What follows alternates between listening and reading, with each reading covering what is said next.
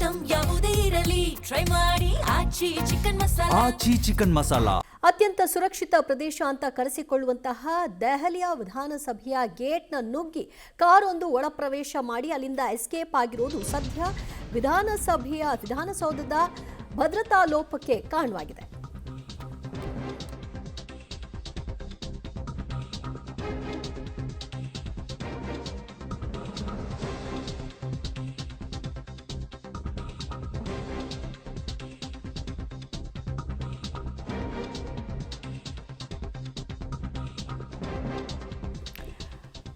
ರಾಷ್ಟ್ರ ರಾಜಧಾನಿ ದೆಹಲಿಯಲ್ಲಿ ಭದ್ರತಾ ಲೋಪ ಕಂಡುಬಂದಿದೆ. ವಿಧಾನಸೌಧ ಆವರಣಕ್ಕೆ ಅಪರಿಚಿತ ಕಾರೊಂದು ನುಗ್ಗಿದೆ. ಗೇಟ್ ಅನ್ನ ನುಗ್ಗಿಸಿ ಮುಂದಕ್ಕೆ ಸಾಗಿದಂತಹ ಕಾರು ಕೆಲ ಹೊತ್ತುಗಳ ಕಾಲ ಅಲ್ಲೇ ಇದ್ದು ಸ್ಪೀಕರ್ ಕಾರಿನ ಮೇಲೆ ಇಂಕನ್ನ ಎರಚುವ ಮೂಲಕವಾಗಿ ಅಲ್ಲಿಂದ ಎಸ್ಕೇಪ್ ಸಹ ಆಗಿದೆ.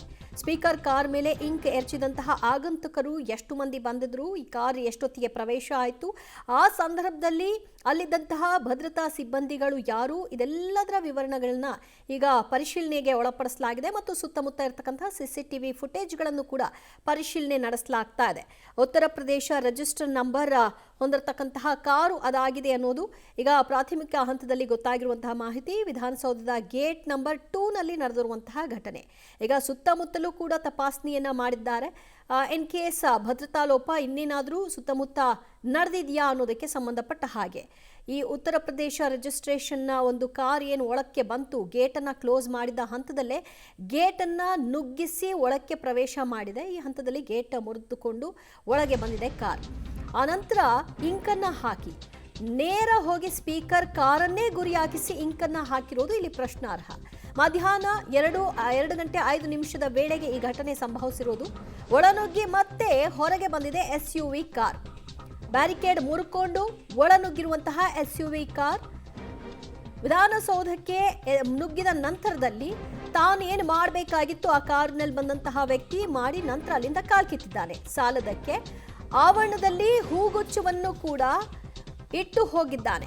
ಈ ಹೂಗುಚ್ಛವನ್ನು ಕೂಡ ಈಗಾಗಲೇ ತಪಾಸಣೆಗೆ ಒಳಪಡಿಸಲಾಗಿದೆ. ಆದರೆ ಹೂಗುಚ್ಛದಲ್ಲಿ ಯಾವುದೇ ಸ್ಫೋಟಕ ವಸ್ತುಗಳು ಇಲ್ಲ ಅನ್ನೋದು ಈಗ ಖಾತ್ರಿಯಾಗಿದೆ. ನೀವು ನೋಡ್ತಾ ಇದ್ರಿ ಸ್ಕ್ರೀನ್ನಲ್ಲಿ, ಅಲ್ಲಿ ಒಂದು ಕೆಂಪು ಬಣ್ಣದ ಹೂಗುಚ್ಛ. ಸೊ ಅದನ್ನು ತಂದು ಆ ಒಂದು ವಿಧಾನಸೌಧದ ಆವರಣದಲ್ಲಿ ಇರಿಸಿರುವಂತಹ ಪ್ರಕರಣ. ಇನ್ ಕೇಸ್ ಅದರಲ್ಲಿ ಏನಾದರೂ ಸ್ಫೋಟಕ ಅಂಶಗಳಿರಬಹುದಾ ಅನ್ನುವಂತಹ ಹಿನ್ನೆಲೆಯಲ್ಲಿ ತಪಾಸಣೆಯನ್ನು ನಡೆಸಿದ್ದಾರೆ. ಆದರೆ ಆ ರೀತಿಯಾದಂತಹ ಯಾವುದೇ ರೀತಿಯ ಸ್ಫೋಟಕದ ವಸ್ತುಗಳು ಪತ್ತೆಯಾಗಿಲ್ಲ. ಸದ್ಯ ಕಾರಿಗೆ ಇಂಕ್ ಹಾಕಿದಂತಹ ಪ್ರಕರಣಕ್ಕೆ ಸಂಬಂಧಪಟ್ಟ ಹಾಗೆ ಪ್ರಕರಣವನ್ನು ವೇದಿಸಲಾಗ್ತಾ ಇದೆ. ಗೇಟ್ ಭದ್ರತೆಯಲ್ಲಿದ್ದಂತಹ CRPF ಸಿಬ್ಬಂದಿಯನ್ನು ಕೂಡ ಈ ಹಂತದಲ್ಲಿ ಅವರಿಂದ ಮಾಹಿತಿಯನ್ನು ಪಡ್ಕೊಳ್ಳುವಂತಹ ಕೆಲಸವನ್ನು ಮಾಡಿದ್ದಾರೆ. ಮಧ್ಯಾಹ್ನ ಸರಿಸುಮಾರು 2:05 SUV ಕಾರ್ ಎಂಟ್ರಿ ಕೊಟ್ಟಿದೆ. ಉತ್ತರ ಪ್ರದೇಶ ರಿಜಿಸ್ಟ್ರೇಷನ್ನ ಕಾರ್ ಇದಾಗಿದೆ. ನೇರ ನುಗ್ಗಿದಂತಹ ಕಾರ್ ಇಂಕ್ ಹಾಕಿ ಹೂಗುಚ್ಛವನ್ನು ಅಲ್ಲಿ ಹಾಕಿ ಅಲ್ಲಿಂದ ಎಸ್ಕೇಪ್ ಆಗಿದೆ.